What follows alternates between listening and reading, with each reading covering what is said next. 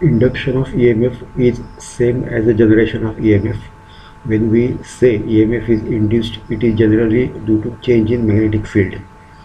The production of magnetic field requires application of ampere turns, and depending upon magnetic circuit reluctance, flux establishes in various parts of magnetic circuit.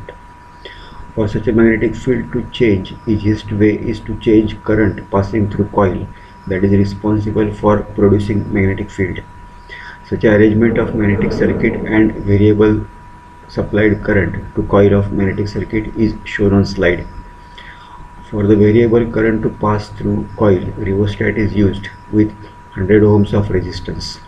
This rheostat is connected to 12 volt supply. Now, depending upon position of rheostat, voltage shall be applied to the coil of magnetic circuit, that is of 6 ohms resistance. The maximum current that system may pass is 2 amperes. So with 800 turns, applied ampere turns would be 16,000. Since magnetic circuit has reluctance of 1000, so flux produced would be from 0 to 16 Webers. It is shown in figure that we may choose to change this flux in various periods of time from 5 to 30 seconds.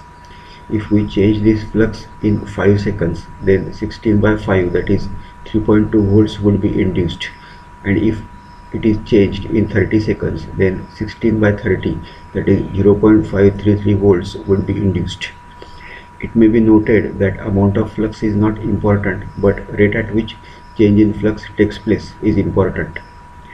If 10 turns are bound on magnetic circuit, then all the flux is linked by each turn of such a coil, and induced EMF goes from 32 volts and 53 volts for fast and slow movement of rheostat. This is known as statically induced EMF since all the process takes place statically. The movement of rheostat is made only to introduce change in magnetic flux. Induced EMF relates with rate of change of flux and turns of coils that links flux that is changing. Corresponding equation is shown on slide. If we want to arrive at this equation, then we have to differentiate the equation that relates MMF, flux and reluctance. This equation is shown on slide. This equation has two parameters that change with respect to time. One is flux and second is current, IC. When we differentiate this equation, both of these parameters appear in the form of differential coefficient. Such equation is shown on slide. If we rearrange this equation in such a form so that it would be equal to statically induced EMF EC, then we are in position to get induced EMF in terms of rate of change of current. Further, we may replace constant part with new symbol L, which is known as coefficient of self-induction. Although we are saying this induction is due to self-induction, induction has to be in the same coil that initiates current change.